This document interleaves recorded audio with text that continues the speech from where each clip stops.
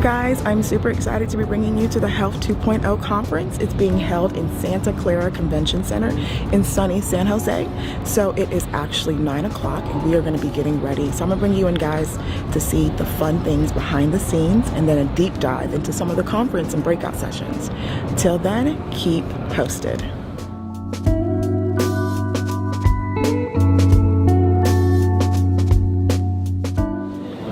So the one cool thing about conferences is that not only do they have keynote speakers, but they have breakout sessions. And in every single breakout sessions, when they have topics where they do deep dives. So the one cool thing about this Health 2.0 conference is that outside every single break room session, they actually got it posted right outside on this super cool screen. Sometimes you can get really lost, especially on those forms and papers where it has little maps and stuff, and you're like, I don't know where I'm going. But at this conference, they definitely got you hooked up because it's literally right outside the room. So you can see what kind of classes or breakout sessions they're gonna have right here. Super cool. Can't wait to bring you in some more behind the scenes of this conference.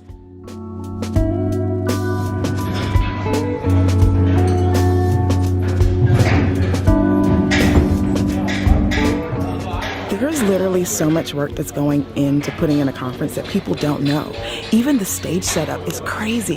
You guys, take a look at all the work that people do just to get the stage and everything set up. I mean, it's a lot of hard work, but these are things that you don't see behind the scenes. So continue to follow me as I bring you into some real life conference stuff.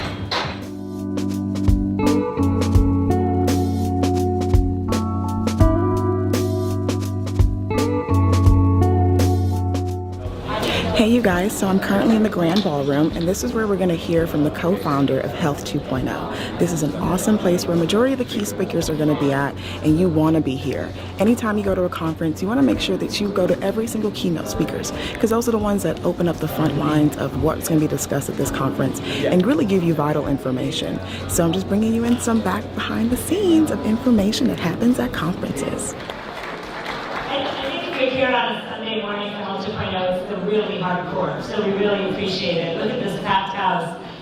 This session began 5 years ago, you guys, with like a small roundtable discussion that was meant for a candid conversation between providers, health systems, folks adopting this technology, and it was a place to share real life experiences, have conversations about the challenges and the opportunities of adoption and execution, and it's grown from there into a full day event that we're really excited to bring you today. You're going to be hearing about technology that's changing the provider experience from the back office to how we engage with patients and our communities. And I think it's no surprise to anybody in the room that this has been a record year for consolidation in the provider world. And the question everyone has been asking on that side of the equation is that consolidation doing anything to actually control costs and improve patient outcomes? Well, we're going to pile on to that question with the question of how technology affects that equation. Quick bonus question. Who knows what HIMSS stands for? Just somebody. Health Management Systems. All right, System Society. So there's two S's. A lot of people misspell it, right? They put two M's instead of two S's, but it's actually System Society. And system seems like it has something to do with technology, right? Use some of how we're seeing things at UPMC and some of the core elements of how you make innovation sticky. What's really interesting is that when you look at some of the specifics of innovation and you come to a conference like Health 2.0, we come here to learn. You come here to network, you come here to look at best practices. My challenge to you today is, what will you unlearn today? As you reimagine the future of healthcare, it's important for us to get rid of stoic, old paradigms, scaffoldings upon which we've built the very present Health 1.0. What will you unlearn today? It's really important for us to also understand that as we look at innovation, most startups are in a hurry. Most of healthcare, however, is not. Right? You've noticed that. Have you ever done a go-live event? Yeah.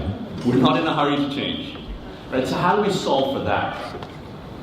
So where we are, ladies and gentlemen, is we're at that red dot. We're at that strategic inflection point in our journey, in each of our companies, in our organization, and Yes, in our industry and healthcare as well. Enterprises working with over 80,000 employees across UPMC, but also working with the best and brightest minds across the industry, because we can't do this on our own, right? So what I'm going to leave you with is a story, a really quick story of how we're bringing all of this together and we're making a difference in translational science, in the art of rehab medicine, and impacting someone by the name of Nathan.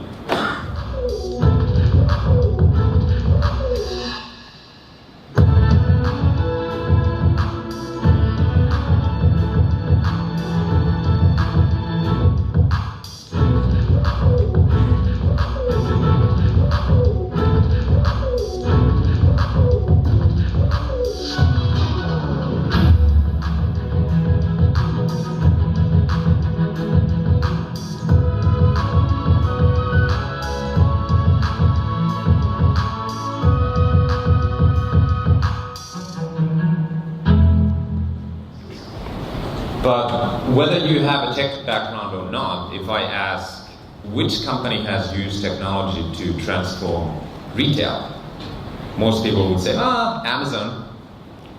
And then if I ask, how about transportation, which tech company has transformed transportation? I think I have the wrong logo, you're considering the sponsor of this. And you'd say Lyft, right? And the same question for travel or lodging. Probably a couple of different answers. Most people might say Airbnb today. But then when I ask which company has done that in healthcare, well, I think one answer would be UPMC here today. But it's a head scratcher for most people. I don't really know a tech company that has fundamentally transformed healthcare. But I don't think that's going to last very long. It will change. But I co-founded a company called Verda 2014 with the mission of reversing type 2 diabetes, in 100 million people by 2025. And we've now published peer-reviewed clinical trial results that indeed it is possible to reverse type 2 diabetes systematically on a population level and get patients completely off of even drugs like insulin. And we've also replicated these results in commercial patients throughout the country. So I could say that we are quite nicely on our way towards that goal. But what's been most interesting and humbling, to be honest, is all the mistakes and stupid turns and lessons that I've had over the last 4 years in healthcare. And I wish I had seen Rasu's presentation in 2014, because I would have saved a lot of time.